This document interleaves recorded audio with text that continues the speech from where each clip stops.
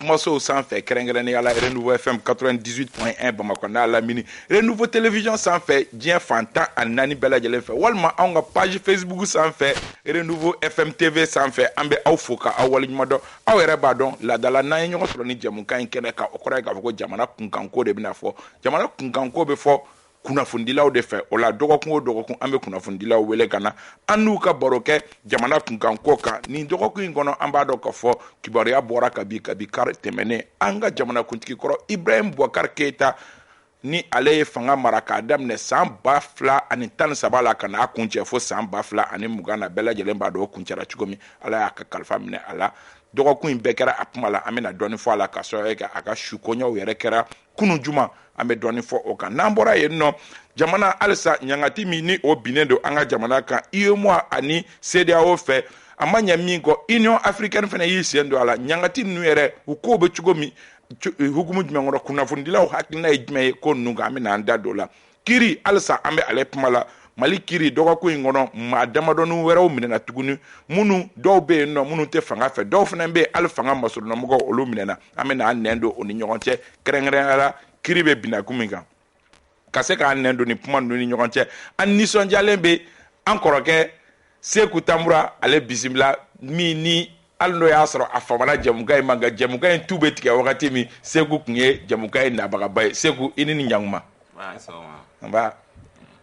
I bɛ foli di bɛɛ lajɛlen ma ka sɔrɔ k'an fama n'i ma dɛ kɔrɔ. Non tiɲɛ la a kɛra fama ye mɛnɛ a kɛra fama ye parce que mun b'o kɛ an kun ye jamana kun ye danaya da i kan k'i kɛ chef de cabinet ye. Voilà donc an b'o kɔnɔna na an bɔr'o kɔnɔna na kɔfɛ bon an kun ye journal bila n'i y'a bila ni nana donc ka taa kura la tuguni o bɛ mɔgɔw ka temps ta kosɛbɛ. Tiɲɛ don voilà donc o de ye n fama. I dangana an b'i fo ka na baro kɛ an fɛ Dawuda Kamate ye kunnafonidila ye nin ye ale kɔni siɲɛ fɔlɔ ye an ka kɛnɛ kan Dawuda an nisɔndiyalen b'i bisimila. Kaba i ni ce n bɛ i yɛrɛ fɔ i ka weleli la ni Renouveau TV ani an bɛ a lamɛnbaga bɛɛ fɔ nin waati in na. Ami Baba Sise ye dugulenba ye kɛnɛ in kan ABC i ni ɲankuma. Kaba i ni sɔgɔma. A bɛ dɔgɔkun 3 ɲɔgɔnna bɔ farigani kun b'i la a tun y'i sɛgɛn dɔɔni. Tiɲɛ yɛrɛ la a ka fisa kosɛbɛ. N bɛ Ala fo ka barika da k'i fo ka Basɔrɔ fo ka Dako fo ka Basiriki fo ka confrère ninnu bɛɛ lajɛlen fo. A diyar'u ye. K'a fɔ vraiment kɛnɛya bɛ bana bɛ bi kɔni alhamdulilayi. Ala ka nɔgɔya. K'a fɔ ko kɔrɔ ka to ka na o tɛ se ka kɛ parce que il faut qu'an ka relève ta quoi donc olu bɛ to k'u dɔn kɛrɛfɛ k'an lajɛ. Mais kɔrɔ ninnu nafa ka bon kuma dɔ la olu bɛ lumière. Comme e fana tɛ k'o kɛ tuguni e de ko ni kalo bɛ ban ko tu appelles les anciens mais e tɛ k'o kɛ o. O bɛna kɛ. Voilà d'accord ok. Ibrahim Baba Traoré Ibe ka bɔ radio Bɛnkan na a bɛ jamukan kɛ Africa Blue fɛn na Ibe i ni ɲankuma. Kaba i ni ɲankuma ka Renouveau Télé filɛbaga bɛɛ lajɛlen fo ani radio minnu bɛ k'an lajɛ nin wagati in na k'i yɛrɛ fo k'an barokɛ ɲɔgɔn k'u bɛɛ lajɛlen fo o kumana an bɛna baro min sigi an bɛna kuma babu minnu kan a bɛɛ lajɛlen a bɛ jamana kunkanko kuma fɔ an bɛ dugawu kɛ kuma minnu bɛ bɔ an da Ala ka bɛɛ kɛ jamana jɔ kuma ye. Amina yarabi. Ayiwa an bɛ don an ka babu sen fɔlɔ kɔnɔna la o ye jamana kuntigi Ibrahim Boubacar Keita ale kantanyali ye hali n'o y'a sɔrɔ a kɛra kabi kari tɛmɛnen o la Seku ni maa min ko Ibrahim Boubacar Keita e bɛ mun tɔmɔ a kɔ ka san 7 masakɛya la a bɛɛ ma ɲɛ a bɛɛ fana ma tiɲɛ de. Ayiwa Kaba an bɛ tasibila kɛ fɔlɔ ni mɔgɔ ban nin ma ale ɲɛ yan'a ka se ale ma a sera an ka jamana ɲɛmaaw damadɔ la o bɛ taa Tete Musa Traoré ani Modibo Keita bi tour sera IBK ma bon an ye mun ye tile 2 in na o bɛ kun bɔ jama mun bɔra ani kuma minnu fɔra ni ne ɲininka an bɛ se ka mun fɔ IBK ka ko la IBK ye jamana kuntigi ba de mɔgɔ ba de don mɔgɔ ladiri don mɔgɔ kan kelentigi don ayiwa IBK ma n'a yɛrɛ ma a bɛ n'a kuma min na maliyɛn bɛɛ de ko IBK donc an de y'a lasigi élection min kɛra 2013 an hakili b'a la a ɲɔgɔn ma deli ka kɛ Mali la ayiwa an tɛna o fɛnw rappelé tuguni parce que hali banabaatɔw bɔra dɔgɔtɔrɔso la ko ka taa ko IBK ye donc a nana a ye fanga ta e fanga ta kuma min na malien kun jigi b'a kan kosɛbɛ parce que jamana kun bɛ bolo la n'o ye ka taa lakana ta fanfɛla ye jamana kun bɛ bolo la jamanadenw kun sɛgɛnnen don donc i bɛ ka malien votera ye olu fɛnw de kama a nalen a y'a seko kɛ a ye caman kɛ a ye caman kɛ mais n'i bɛ fanga la jamanadenw t'a ye n'i bɔra kuma min na de b'a ye bi bɛɛ y'a dɔn i bɛ ka ye mun kɛ n'an ko k'an b'an da don bakurubaw la u y'a wele jamana lakanali min na i bɛ ka nalen a ye sariya fɔlɔ min ta loi d'orientation et de programmation militaire nka mɔgɔw ko k'o baara tiɲɛna ka sɔrɔ k'a wari dun a baara ma tiɲɛ parce que o loi nin n'a baara tiɲɛna a baara ma tiɲɛ ale bolo parce que mɔgɔ ma min faamu président tɛ mɔgɔ ye mɔgɔ min bɛna taa jigin fo kɛnɛ kan terrain kan k'i bɛ taa baara kɛ mɔgɔw place la i ye mɔgɔw de ta i ka danaya da u kan ka daminɛ ministre kunda ka taa ministre fana ye mɔgɔw de ta ka danaya da olu fana kan donc n'o kɛra sisan a ye fɔ de ma responsabilité répartition de responsabilité bɛɛ ni jɔyɔrɔ don ale bɛ mun kɛ initiative baw a b'o de ta i n'a fɔ ni loi nin filɛ nin ye n'a fɔra ko mais suivi fana y'ale ka baara ye il me semble que suivi y'ale jɛ dɛ suivi bon n'i y'a effectivement suivi on bɛ se k'a fɔ suivi y'a jɛ mais suivi y'a jɛ kun jumɛn na parce que n'i y'a mɛn suivi f'i ka ni mɔgɔ min ye min fɔra a ye a bɛ sɔn o ma ni fɔra a bɛ sɔn o ma n'o tɛ armée budget ale nana wagati min na a kun tɛ 400 milliards la miliyari kɛmɛ joli kɛmɛ naani a n'ale loi d'orientation de programmation militaire mun fɔtɔla filɛ nin ye tantɔ 1230 milliards e k'o fɔ bamanankan na tan 1230 milliards ba fila miliyari ba kelen ani miliyari kɛmɛ fila ani miliyari bisa pour que vraiment Mali armée ka c'est u ka kɛlɛkɛminɛnw sɔrɔ u ka bila condition na u ka jamana bɔ bolo la ale dan y'o de maintenant wari ni wari taara yɔrɔ min na a tiɲɛna cogoya min na bon o kɔni an bɛ segin ma sɔn voilà Dawuda e bɛ mun tɔmɔ i bɛ ka mara kɔ i ni ce kaba i ka ɲininkali la n tɛna segin Seku ta kan mais mun fɔ i bɛ ka fanga la ala ko tiɲɛ i bɛ ka kun ye jamana ɲɛmɔgɔba de ye jamana ɲɛmɔgɔba de don parce que jamana kanu kun b'a la Mali kanu kun b'a la parce que n'i y'a jateminɛ a yɛrɛ ka kɛwale ani a ka Mali kun bɛ a dusukun na cogo min na bɛɛ kun b'a ye mais i b'a dɔn ko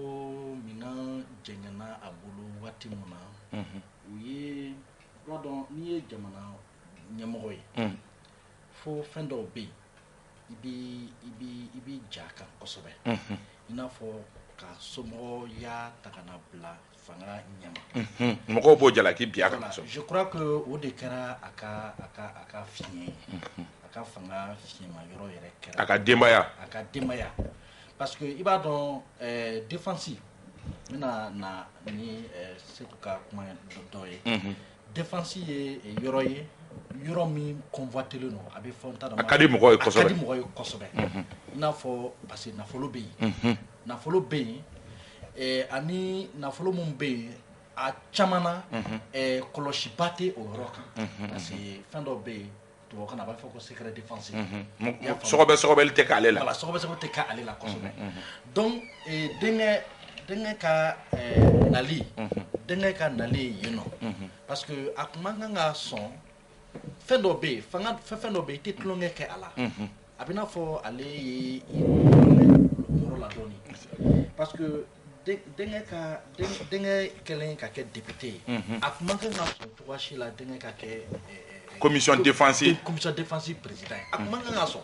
n'a ma ɲɛ a ma se k'a bali a ka kɛ député ye a kun man kan ka sɔn cogoya si la a ka kɛ commission défensive maintenant a denkɛ taara kɛ o commission défensive ye bon a kɛra convoitisé a ma parce que a ɲɛ b'a la wari caman bɛ yen finalement défense kɛra business kɛyɔrɔ de i y'a faamu donc Segu ye wariba min fɔ k'o donna wari donna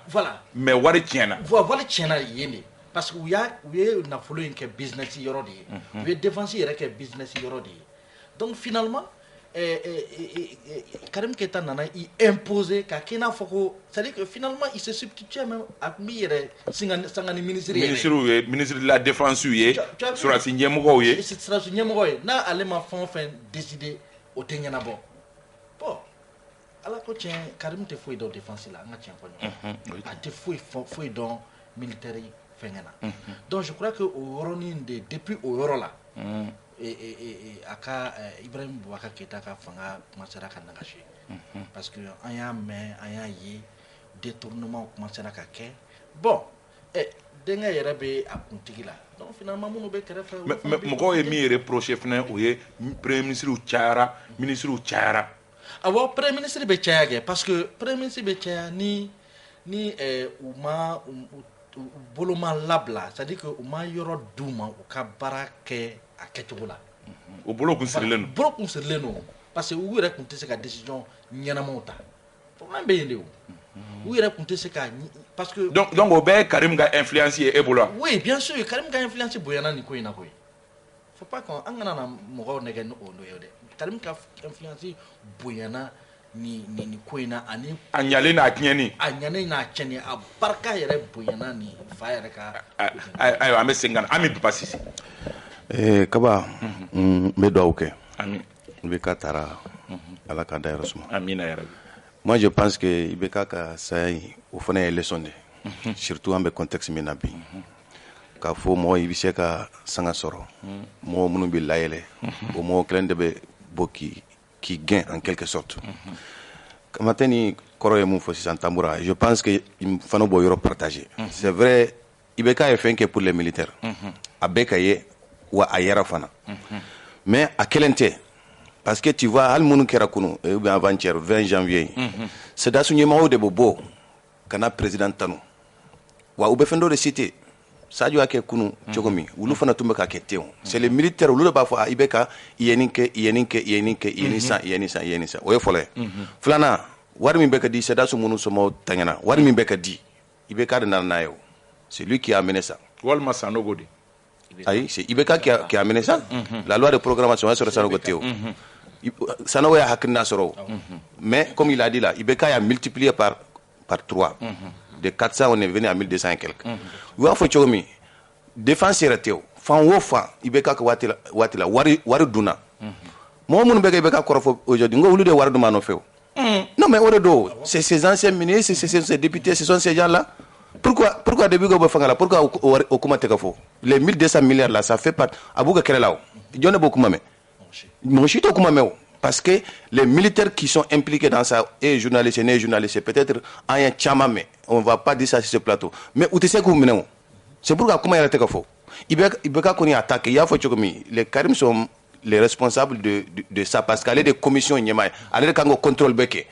parce que c'est la commission de défense qui doit faire ça Soumaïla Cissé ala ka hinɛ la a ye sɛbɛnni kɛ ka fɛn caman fɔ avion minnu les avions cloués au sol an y'u bɛɛ ye o mais contrairement e bɛ ka min fɔ IBK ka chef de cabinet yɛrɛ ko mara tiɲɛna IBK bolo ka sababu kɛ k'a tun ye mɔgɔ nɔgɔma ye est ce que a bɛɛ ye o mɔgɔw kelen don est ce que IBK yɛrɛ fana nɔ dɔ tɛ a ka fanga tiɲɛni na non ne bɛ k'o de fɔ fɛn dɔw bɛ kɛ aujourd'hui dɔ bɛ se il y a la responsabilité morale mais il y a la comment on appelle ça la responsabilité individuelle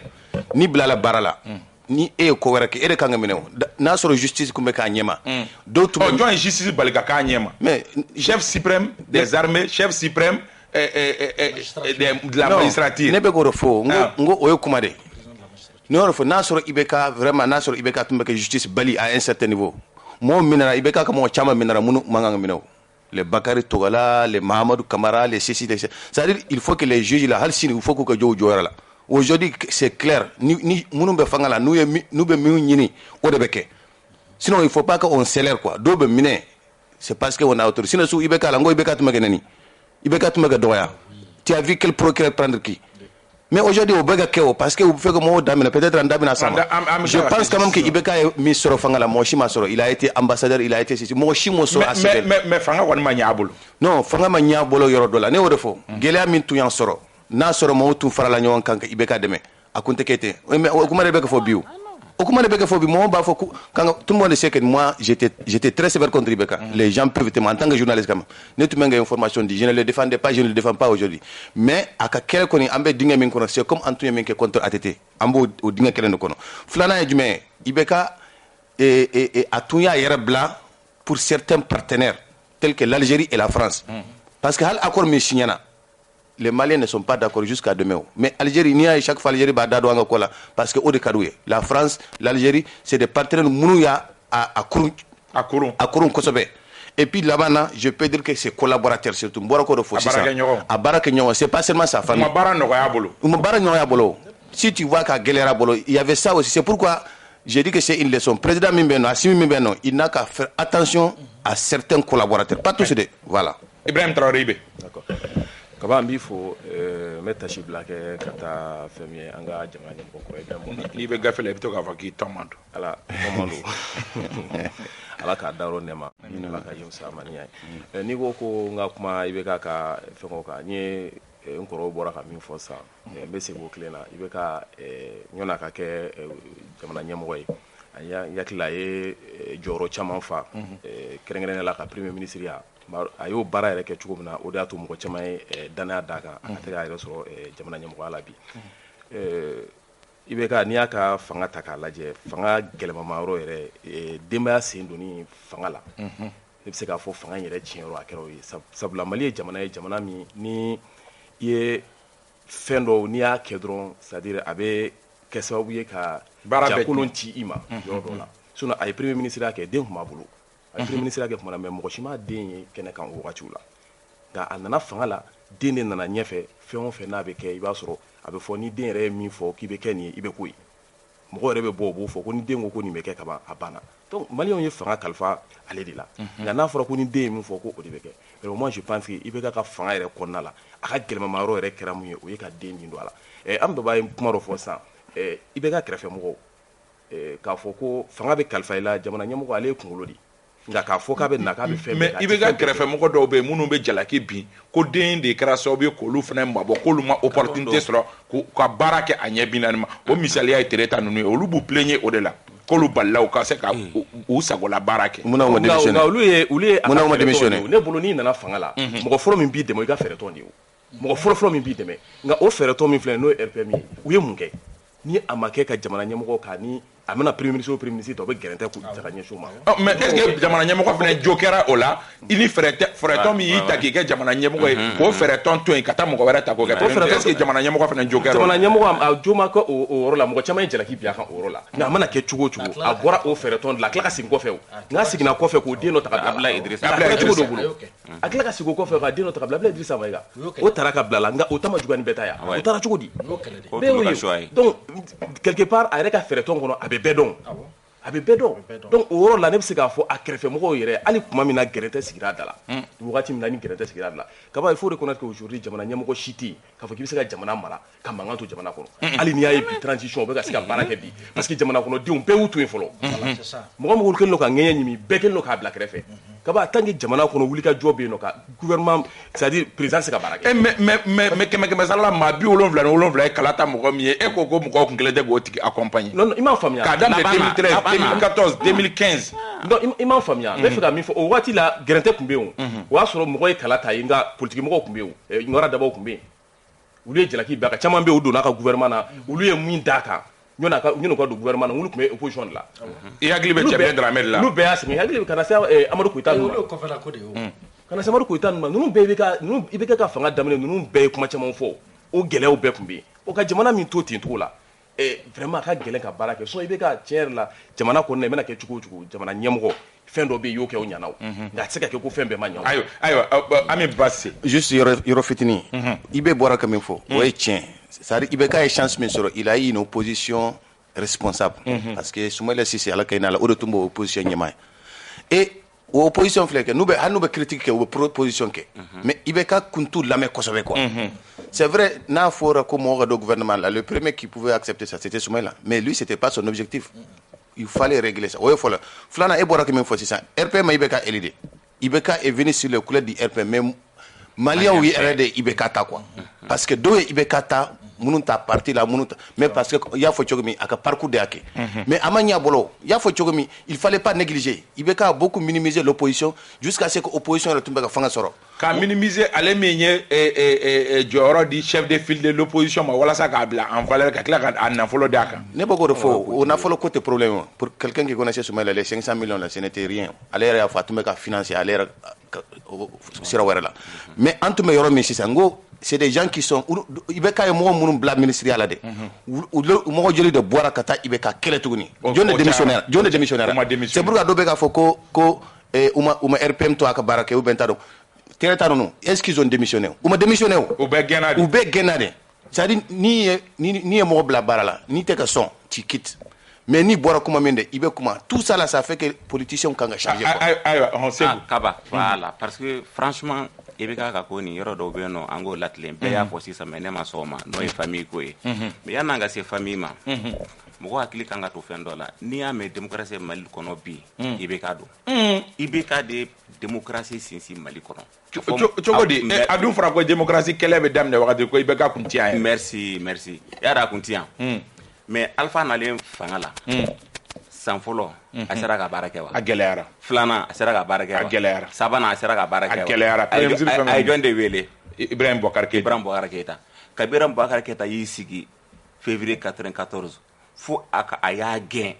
mars 2020 et 2020 2000 est-ce que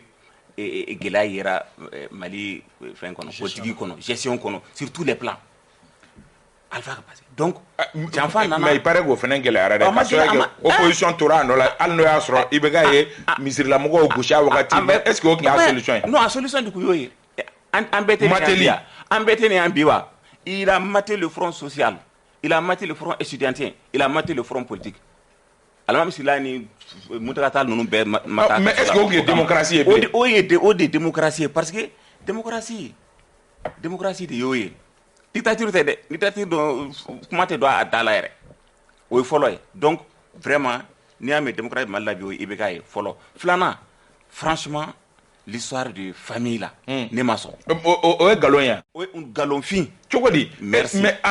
al ñokolon bola olu ni Karim be ñokolo Karim sembe fembela omniprésent angata terre à terre Karim fleni bi est-ce que mogo bako jamana bako ko kay war détourner ou bien kay ni nafolo ni blaku ou bien kay ni fait o kon dossier jalaki ni ndaka non mais ite Mali document chez Dien kono ko Karim to ko bala oitien vérificateur wo oitien au institution nous to ko usila ite Karim oitien ça c'est une réalité flana ou bien première dame to ko fo ami et de là ka ami togo mais dossier jumena Mali ni kono mais c'est vous aïe non parce que nous on a vu des pouvoirs ici là Ali Bongo Kunte a fait ministre de la défense faut ka ta aka sayama Karim Wade ministre du ciel et de la terre super ministre ni tara muso ta fanfé ambe anga toko fo ke Simon Bagbo jonde Bagbo ka fangachi ni tara Chantal Compaoré jonde chega mais est-ce que c'est pas war du chogola mo be signature ke mo ro be signature ke war la bo fene be no be menesa jombe mine ulu de temine wa munu e wardo ulu de temine wa tiado o ere ka bwana tuguni depuis Ibeka bina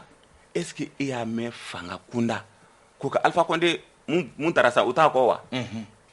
Ibeka depuis ka bina fuka ta saka sayama e ya me jamana ba ko wa mo ko chama yi plein yo frère na ko non mo mo plein de mo ko si ma plein ni mo ko plein dron ko do be keo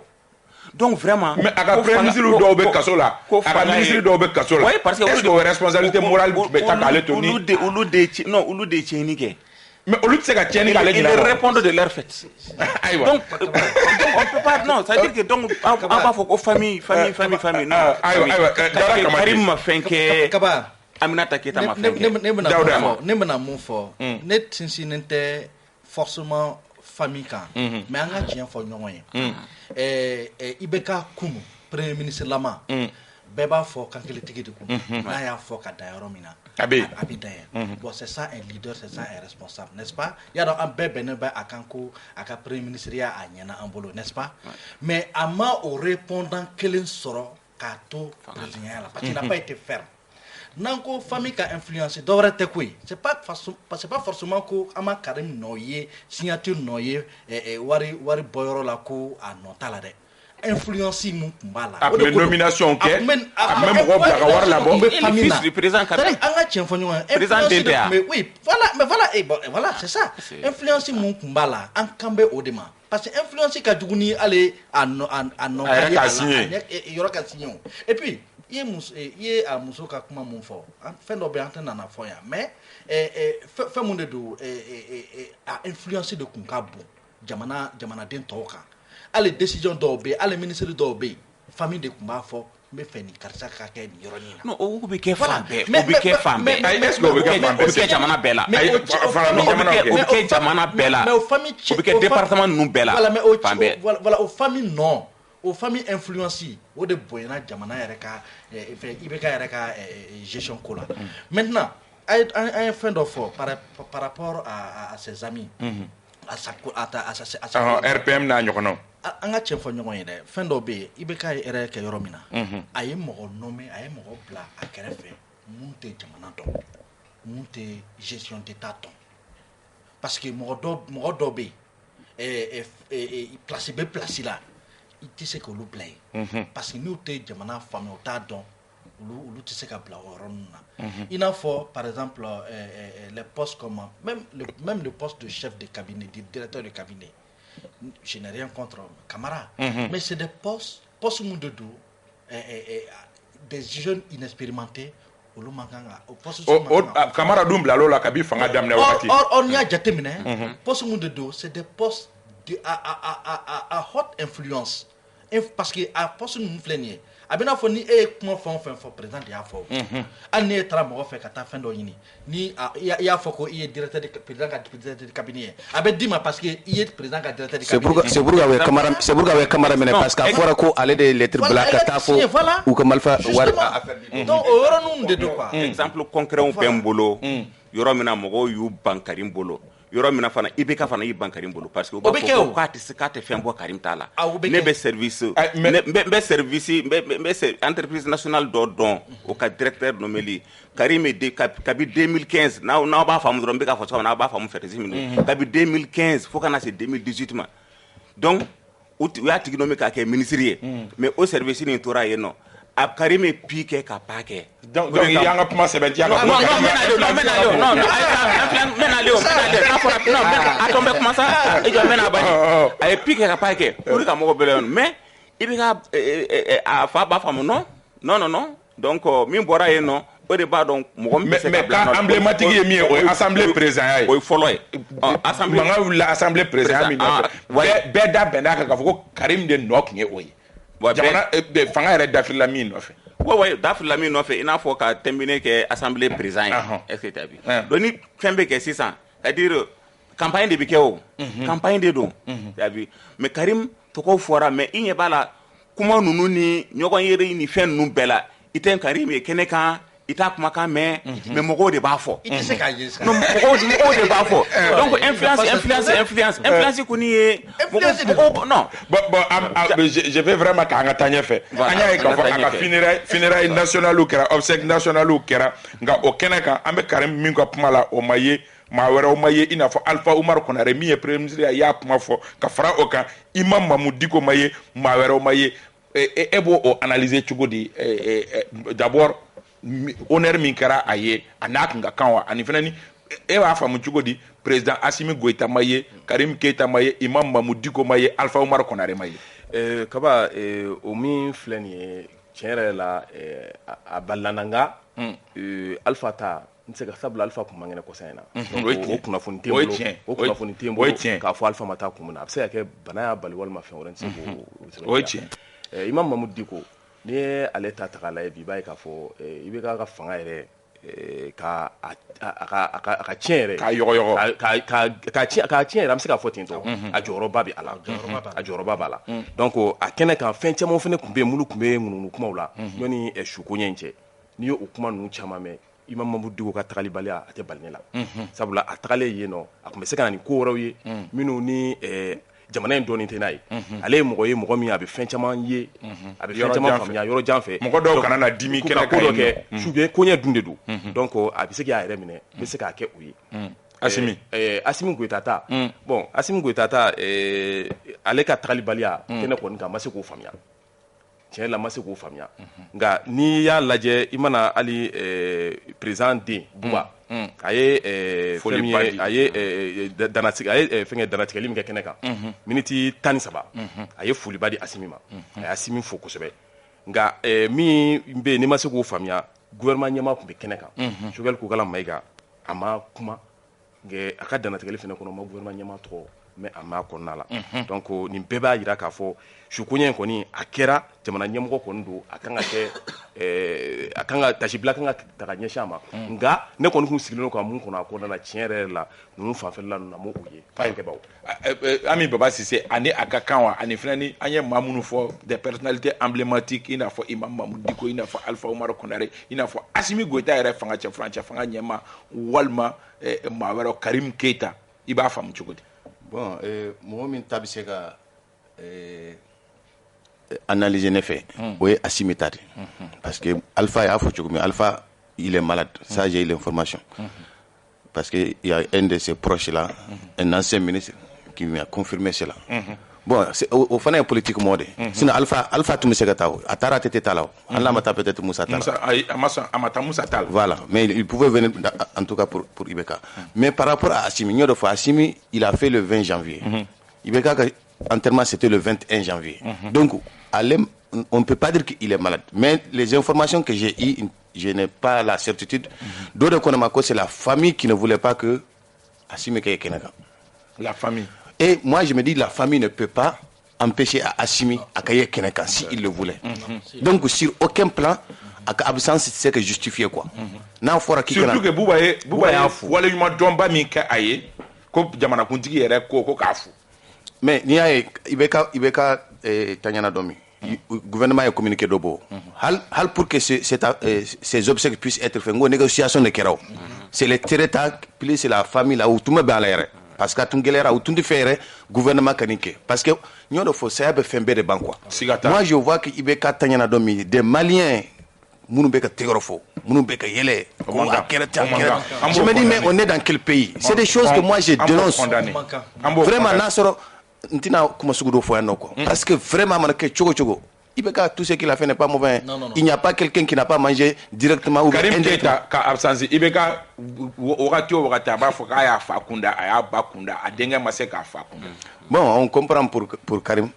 Bouba nana chogomi. Karim aussi pouvait venir parce que c'est une question de responsabilité. Hanoubi mine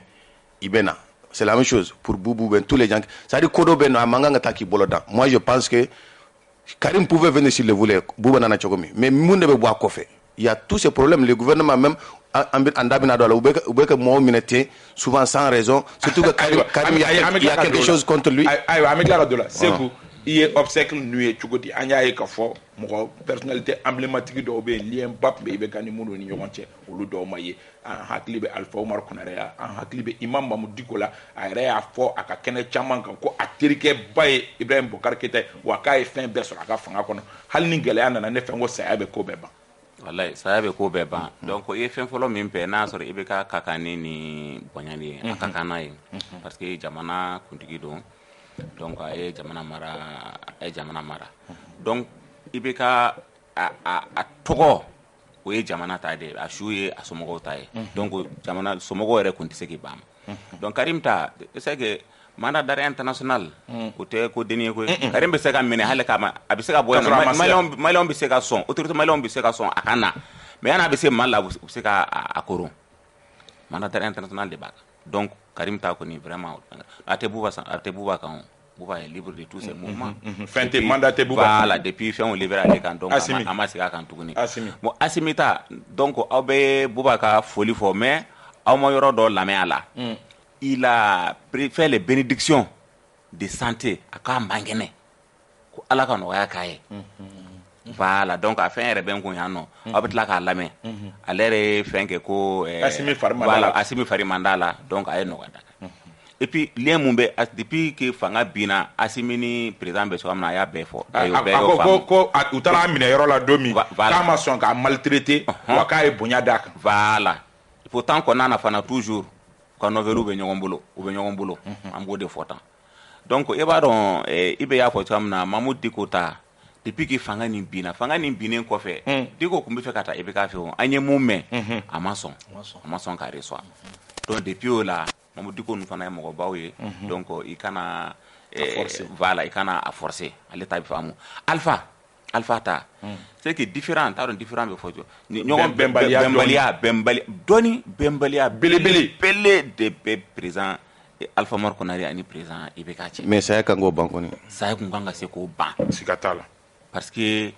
depuis que cɛ bɔra fanga la ani IBK ye ɲɔgɔn ye siɲɛ min yɛrɛ la o kɛra Addis Abeba ye san IBK kun sigilen don Alpha nana Alpha taara fo ka taa fo ka tila k'a fɔ jama ye kɔfɛ ko non yan nɔ an tɛ Mali la donc n'an bɛ Mali kɔ kan vraiment il est le président de la République donc a y'o expliquer quoi donc Alpha t'a bɛɛ faamu maintenant an b'a dɔn banabaatɔ fana dɔn on peut pas exclure que tu es malade ka bana t'a permettre ka déplacer Dawuda ok sisan a ka ɲininkali la ne bɛ se ka mun fɔ y'a dɔn saya kɔni anw fɛ yan a bɛ fɔ ko ni banni kɛra ni saya kɛra o bɛɛ ta de don bɛɛ jɛlen bɛ a la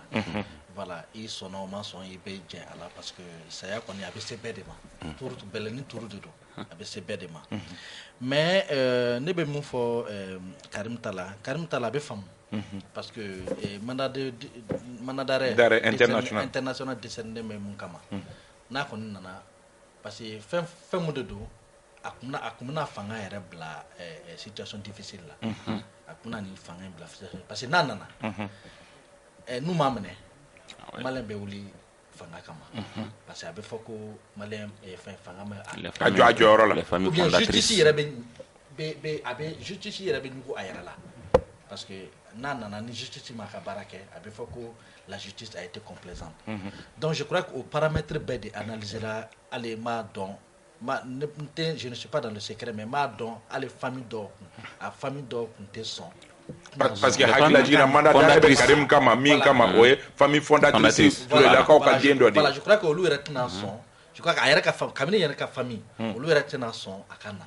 parce que n'a nana u b'a dɔn kɔlɔlɔ mun na k'a la o la a m'a fa kun da dɛ ça va mettre a kun bɛ fanga yɛrɛ bila gɛlɛya kɔnɔ mais o la a m'a fa kun da dɛ a m'a fa mais n bɛna mun fɔ Imam ta la je crois que hɔrɔnya yɛrɛ la a ka gɛlɛn a ka taa kɛnɛ in kan hɔrɔnya la a ka gɛlɛn dɛ a ka gɛlɛn i kɛra sababu ye mɔgɔ mun parce que IBK yɛrɛ ka saya n'i y'a jateminɛ vraiment ala ka hinɛ a la mais fanga minɛli min kɛra a la o nɔba b'a la e bolo ah oui a nɔba b'a la dɛ parce qu'il n'a pas pu supporter le coup ça il faut le dire ça a été une sorte d'humiliation a kɛra maloya ye sugu dɔ ye a bolo quoi mais d'après ale yɛrɛ ka intervention kɔnɔ il dit ai-je le choix oui a y'a fɔ a kɛ dɔn ka fanga bila donc ça veut dire que quelque part hɔrɔnya yɛrɛ la a kun ka gɛlɛn Mamu Diko ka ye a kɛnɛ kan an ka tiɲɛ fɔ ɲɔgɔn ye a ka gɛlɛn dɛ a ka gɛlɛn ayiwa an bɛ taa ɲɛfɛ an ka babuba fila i tun bɛ fɛ ka fitinin fara yani an ka taa ɲɛfɛ kaban an bɛ fɛ ka min fara a kan c'est-à-dire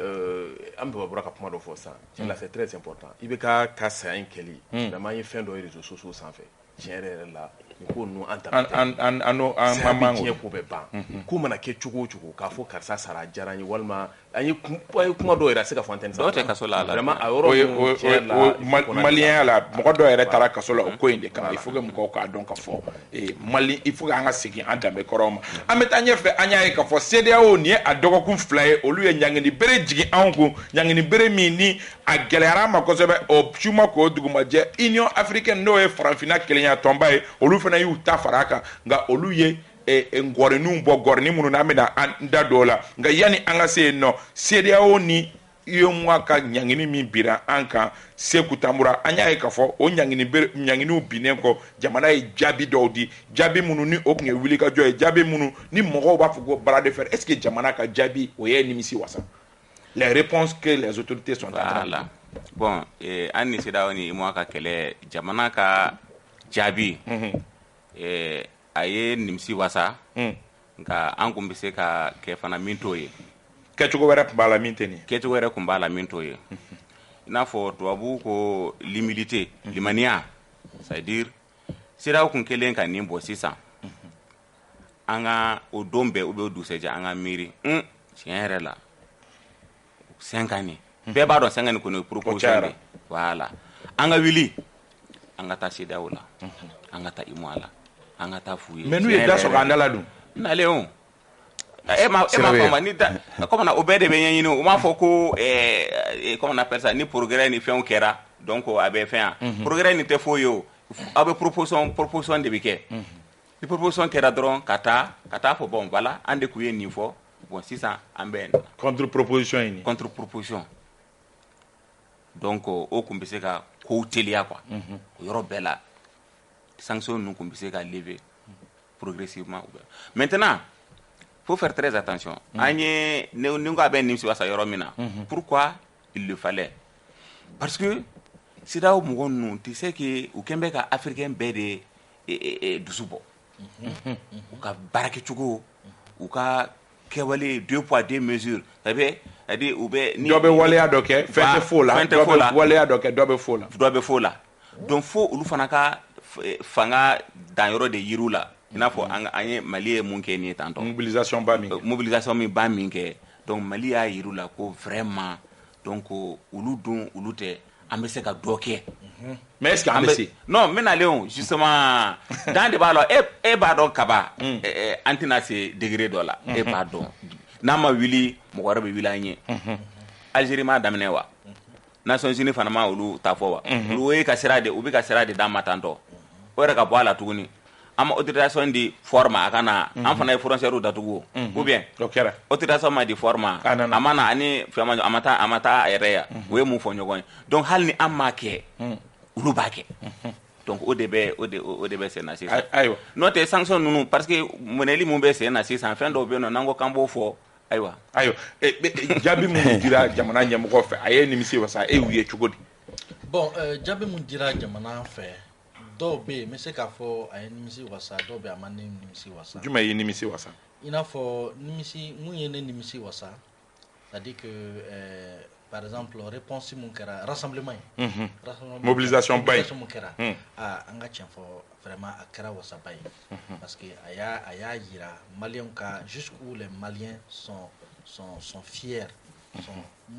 ka jamana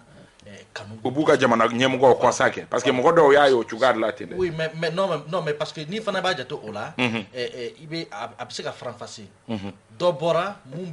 nana jamana yɛrɛ supporter mais dɔw bɔra parce que u ka orgueil n t'a dɔn n b'a fɔ cogo u yɛrɛ min kɛra an na a digira an na donc n bɛna o dusumankasa yira ka sɔrɔ hali a tigi ni autorité tɛ ɲɔgɔn bolo o caman bɔra o kama l'orgueil malien la fierté mɔgɔ caman bɔra o de kama mɔgɔ caman ye CEDEAO ka nin fɛn in kɔn o de kama ani injustice mun kɛra an na mɔgɔ caman y'a kɔn o de kama mais ne ma nimisi wasa yɔrɔ min na o réponse minnu dira i n'a fɔ par exemple comment dire la fermeture des frontières mɔgɔ tɛ an fana y'an ka frontière fermeli min kɛ an kun b'an k'o kɛ o y'a datugu an da la parce que u dusu bɔra a fɛ ne ye information sɔrɔ même au sommet mɔgɔ caman ma sɔn o ma dɛ parce que apparemment nin décision in taara à la va vite bon n tɛna tɔgɔ fɔ olu ta datugu an fana b'an ta datugu non o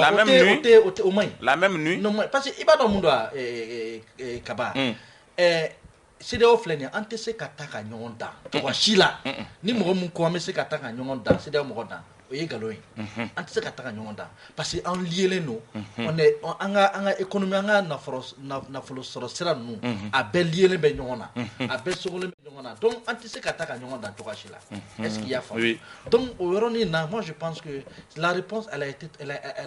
trop brutale aussi de notre côté an kun man kan ka an dusu bɔ ka se au niveau donc mobilisation kɛra o diyara ye mais frontière datuguni Ami Baba Cissé e ye réponse ninnu ye cogo di bon a y'a fɔ cogo min je pense que le gouvernement a commis des erreurs par exemple ni e ni ne cɛ ni ne ye n ka datugu o y'a bannen de e tɛ se ka taa ne tɛ se ka taa maintenant parce que n'i y'a ye le premier jour mais an fana y'an ka datuguni min kɛ e fɛw yera o fana na i n'a fɔ Barkani mɔgɔw y'a ɲini ka don o fana kɛra fɛnni dɔw ye minnu kuma cayara ani mɔgɔ wɛrɛw y'a ɲini ka don gɛlɛya donna o la o t'a to u fana k'a dɔn. mais Barkan ka fɛn ma jɔ. a ma jɔ mais a kuma kɔni kɛra. ouais a kuma bɛ kɛ mais c'est ce que je suis en train de u ma datugu Barkan. mais olu ka datugu est ce que an fana kan k'a to olu ka don dɔ. ne bɛ k'o de fɔ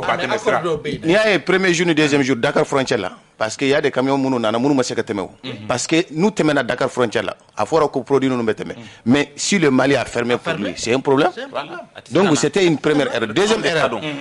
ambassadeur ninnu an fana y'an ka ambassadeur ninnu wele c'est pourquoi aujourd'hui kuma ɲɔgɔnya tɛ o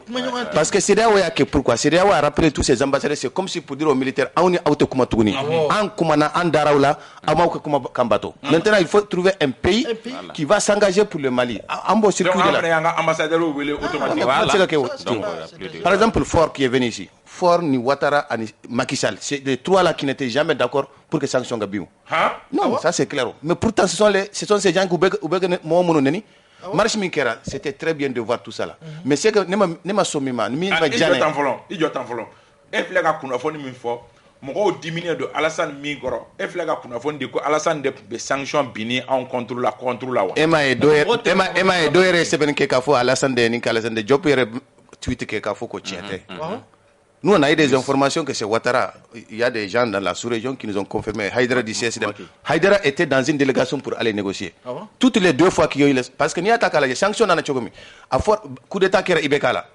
Donc, Manga a donné nous qu'elle est foule à dire. Non, bon, ça n'engage que nous, on donne les informations. Coup d'État qui est Ibekala Domi. CEDEAO a été président civil. Il y avait la pression. Militaire de coup d'État qui est Domi. Ils étaient plus puissants qu'aujourd'hui. Parce qu'en ce moment, il n'y avait pas de contestation. Mais pression... bonyana uka utara banda nyini kana gele nana uye banda boy asimire de avion takata fo Ghana uka ma bon comme en pression kika comme mo wara nyini cette fois-ci era ka conduit pour que gele kana no kana ye délai là. Ensuite on a chassé l'ambassadeur Boli ya débat keno c'était une erreur CEDEAO mo fo communiquer que uya ira ko ma jawe 4 mois le président du Ghana anana foyano pour demander à Assimi ambe rojme. Ils n'ont pas répondu. Au moment où vous allez proposer 5 ans. Les assises n'ont rien à voir avec la charte. Très bien. On parle ici de la charte. Même les Maliens ne comprennent pas parce qu'il y a trop de manipulation. Et puis, là-bas, un peuple digne, un président Neni. Kata Syria Neni. Mais moi, donc, Jabi yana ko be kessa o jamana de on be Jabi manyana soro yere wala de boro be mo wala de wala comment c'est que faut mais devant les autorités de la transition devant le premier ministre devant les ministres au teke au main. C'est pas une bonne image pour le pays. Si tu vois des enfants m'insulter, Isaïba Fono Aya Dabla. Parce que c'est comme si toi tu es d'accord avec ça. Oui. Tu peux dire, tu peux critiquer, mais des insultes presque à la va-vite. Otekeo. Comme on a dit là, dans la rue, ils sont en train de vouloir diriger dans la Otekeo. Maintenant, c'est vraiment retiré. Bon, je retire ça. Mais c'est clair. C'est pas là-bas qu'ils ont fait la manifestation. Ça c'est clair. Ça, c'est pas un problème. C'est là-bas qu'ils ont fait les manifestations pour avoir le pouvoir. Le premier ministre, c'est là-bas qu'il était. Certains ministres, c'est là-bas qu'ils étaient. Mais j'ai dit que Nibe Fangala, Fendo Beno, Atekeo, c'est le gouvernement qui a commencé. Et regarde Assimi. Assimi n'était pas là-bas. Et même dans son discours, ça n'a rien à voir avec ce qu'il s'est dit. Tout le monde est d'accord avec ce qu'Assimi a dit. Moi, aujourd'hui, je suis d'accord avec sa posture. Il n'a qu'à s'assumer et puis comprendre que le monde là, c'est un jeu d'échecs. Il faut savoir pousser les pions. Ibe, Jabi Mouloudira, mais c'est Ngani Makamati. Jabi Mouloudira yɔrɔ dɔw la an bɛ se k'a fɔ gouvernement y'a ye dusu bila hakili ɲɛ sabula ni ye ministre de l'administration territoriale porte-parole du gouvernement ale de fɔlɔ bɔra ka kuma sanction ninnu binnen ale ye kuma min fɔ n'i ye a kuma o la i b'a ye k'a fɔ Mali an bɛ kɛlɛ de la sabula hali a don fini a ye fini min don o la n'i ye ministre ye i b'a ye mais an tɛ kɛlɛ la i b'a ye kuma bɛɛ mais an tɛ kɛlɛ la an bɛ kɛlɛ la ani CEDEAO i m'a faamuya an bɛ kɛlɛ la ani CEDEAO cɛ parce que an ye nin bɛɛ kɛ kɛlɛ ɲɛ kuma yira fɔlɔ a kun yirala k'a fɔ an bɛ kuma ɲɔgɔnyaw de la c'est à dire an ma ɲɔgɔn faamuya yɔrɔ dɔw la an bɛ sigi ka fɔ kɛ nka fini in donni ka na o b'a yira k'a fɔ sisan kɛlɛ de daminɛna mais o dun de diyara mɔgɔw ye kosɛbɛ n bɛ nale o diyara mɔgɔw ye o bɛ diya mɔgɔw ye o parce que CEDEAO yɛrɛ Mali yɛrɛ la yan nɔ image ɲuman tɛ CEDEAO quoi parce que il faut reconnaître que aussi CEDEAO fɛnɛ tagabolo dɔ fɛnɛ b'u bolo kɔrɔ ye mun fɔ ça 2 poids 2 mesures fɛn dɔ bɛ a bɛ bɛn jamana dɔ la ni jamana dɔ y'a k'a fɔ k'a tɛ bɛn donc o tɛ se ka ɲɛ o tɔn min dun don an bɛɛ de b'a tɔn kɔnɔna la tɔn sariya n'i y'a ta k'a lajɛ u ye sanction min ta k'a fɔ ko ka frontières datugu kaba tiɲɛ la ne yɛrɛ kɔni kun sigilen tɛ n'a ye ne kɔni kun sigilen don min ye sanction économique c'est à dire u bɛ se ka BCEAO ni UEMOA ninnu u bɛ se k'olu nka k'a fɔ ko ka da yɛrɛ tugu ta ne kun sigilen tɛ n'a ye donc n'o nasugu kɛra bon gouvernement u ye a lajɛ ka communiqué fɔlɔ kɛ ministre bɔra ye kuma min fɔ nka o kuma kɔfɛ an y'a ye k'a fɔ fɛn min ye a bɛ n'a fɔ kumaɲɔgɔnyaw kɛra sabula président yɛrɛ bɔra o kɔfɛ a ye kuma min kɛ a ye kow sɔn nɔgɔya ko hali n'o y'a sɔrɔ a ko fɛn min don a kɛra a ma kɛ sariya kɔnɔna la a kɛra tɔn yɛrɛ sariya sɔsɔli kan hali n'o y'a sɔrɔ a y'olu bɛɛ fɔ nka ko halisa a tɛgɛ bɔlen don an bɛ se ka baara kɛ ɲɔgɔn fɛ cogoya minnu la nka n'i y'a lajɛ tɛgɛ bɔlen don an bɛ se ka baara kɛ ɲɔgɔn fɛ cogo min na ni gouvernement fɛngɛ yɔrɔ min na mɔgɔ min bɛ yen n'i ye a jalaki tantɔ i kan ka kuma i ni mɔgɔ min ni ɲɔgɔn cɛ kuma dɔ bɛ yen n'i y'a fɔ a bɛ kuma ɲɔgɔn gɛlɛya a bɛ kuma ɲɔgɔn gɛlɛya donc vraiment an bɛ yɔrɔ min na i ko sisan an ti CEDEAO an tɛ se ka taga ɲɔgɔn to ni mɔgɔ ko nin gɛrɛntɛ in ko n'a bɛ Mali kan k'an bɛ se ka fɛn k'an yɛrɛ ye tiɲɛ la ɲɛgɛn ni kuma don mɔgɔw b'a fɔ k'i ye saramagatɔ ye dɛ mɔgɔ dɔw dun bɛ yen bi na n'i ye seko li an bɛ bɔ CEDEAO yɛrɛ la pewu non o ye olu bon non kaba jamana kɔnɔ réalité dɔ bɛ yen e ni ne bɛɛ filɛ e ye kunnafoni dila i ni ne bɛɛ filɛ i b'a dɔn réalité dɔw bɛ yen nɔ jamana kɔnɔna la mɔgɔ minnu bɛ yen mɔgɔ dɔ bɛ taa Guinée an bɛ taa Mauritanie Mauritanie sira ka bɔ Mauritanie ka na fɛngɛ Mali la a sira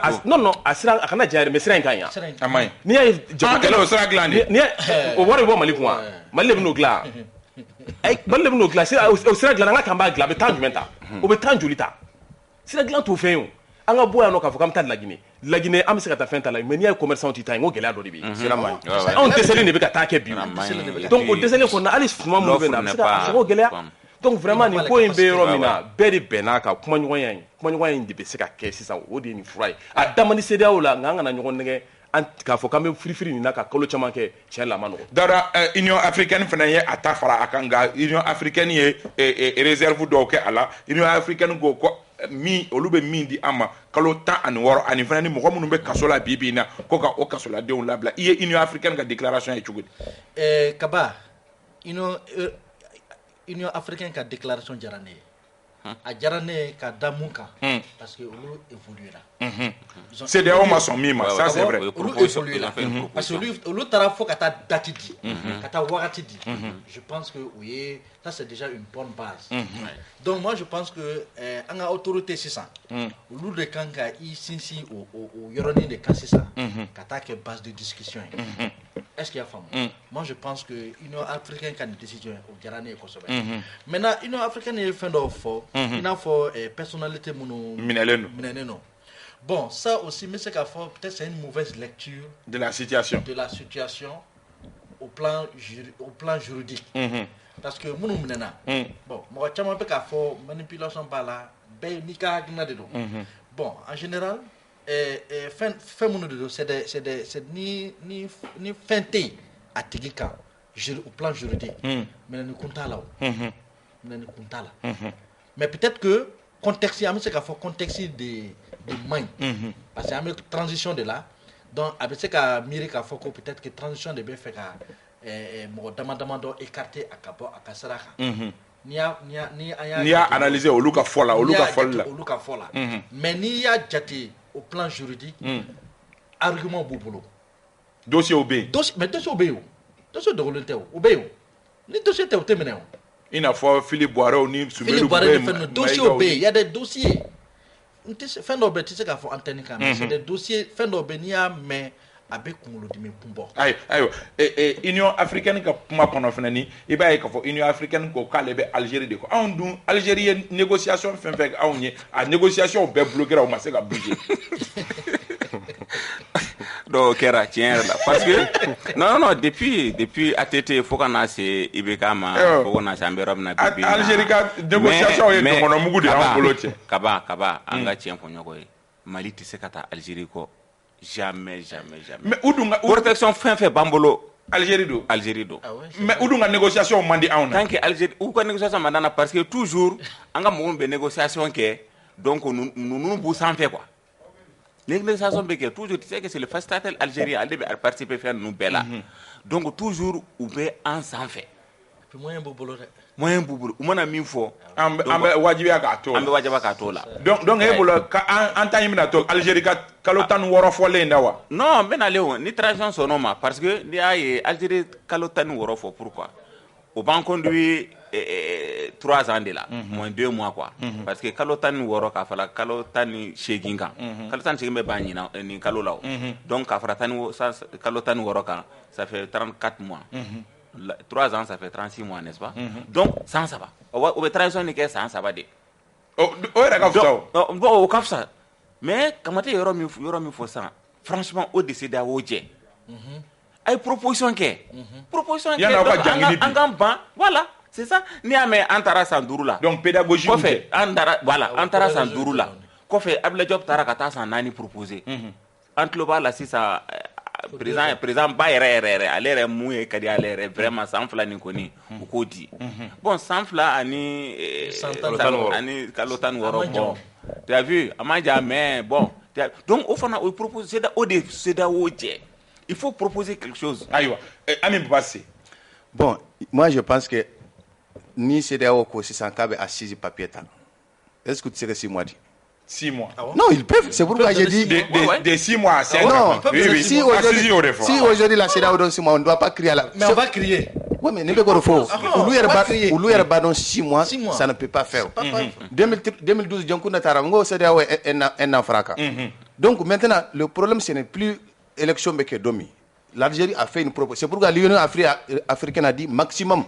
C'est la que Fendo Bisseka Boala. Mais ils sont tous aujourd'hui derrière la CEDEAO. Il y a c'est pourquoi il faut éviter de montrer que. Mais Algérie et l'Union africaine, mais c'est qu'en soutenu non, au cours a tout dépassé. L'Algérie avait dit de 12 mois à 16 mois. Voilà, c'est ce que l'Algérie avait dit. Et il y a même l'Union africaine, c'est l'Algérie et le Maroc, ou de maçon. Et c'est deux pays qui ne s'entendent même pas. Donc, tout le monde est en train de se positionner. La Mauritanie, la Guinée, on nous soutient parce que c'est des militaires précis qui sont là-bas. Ou soutien libre, parce que nous faisons fait. Donc, je pense que la solution sera là à travers la posture de Assimi. Il faut négocier et puis mettre balle à terre et oublier les gens là qui veulent nous amener dans une guerre inutile. L'Union africaine a proposition. L'Union africaine a proposition. Ne connais pas proposition mindo. Ale ni CEDEAO ta konal tekele. Sabula olu be ka ku yɛrɛ nɔgɔyali bugo de parce que hali ni fort Yasin Beni ale ka visite la yan nɔ. Mɔgɔ do mɔgɔ min ale jointi. An bɛ se ka fɔ ale kɔkɔrɔma donba dɔ. Donc n'i y'a ye a nana kana ne b'a dɔn a na message dɔ de fɔ. A na kuma dɔ de fɔ dɔwɛrɛ tɛ fɛn min ye ko in bɛ yɔrɔ min na sisan an ka se ka nɔgɔya an ka sɔn nɔgɔya an bɛ se ka u bɛ se ka bɛn fɛn kan cogo min na n b'a dɔn a taama in kɔni a bɛ nɔbɔ ko la. ayiwa wagati korona kosɛbɛ an ka sujet laban bɛ yen nka a bɛ k'a fɔ ɲɛna ko wagati korona an kan ka kuma justice kan nka an b'a layidu ta k'a fɔ dɔgɔkun nata an bɛ caman fɔ a la an ka maa welelenw kun ye Dawuda Kamate kunnafonidila don Segu Tamura Soir Info o maa ɲɛmaaba don Ami Baba Sise Figaro ani Radio Sahel Ibrahim Baba Traoré ibe ka bɔ Radio Benka ani Africa Television na Ousmane Togo tun bɛ nɛgɛ karafe la ale tun bɛ ka réalisation kɛ Bintu Napo ale tun bɛ son na Dramane Kone ale tun bɛ division na an bɛ aw fo ka waleɲuman dɔn ka foliba di Ibrahim Diko ma Dudu yan fo Kabala an bɛ Yakuba Sise fo yan fo Tombouctou fɛ yen nɔ Aba entrepreneur Aba yan fo Segukaw fɛ yen nɔ an bɛ foliba di aw bɛɛ lajɛlen ma aw ka quartier Berthe k'a bɛ k'an lamɛn a bɛ baara kɛ studio Tamani na aw k'an bɛn dɔgɔkun wɛrɛ ni jɛmukan kelen kɛnɛ kan wasalam. Renouveau FM kunnafoni dugu jɛra.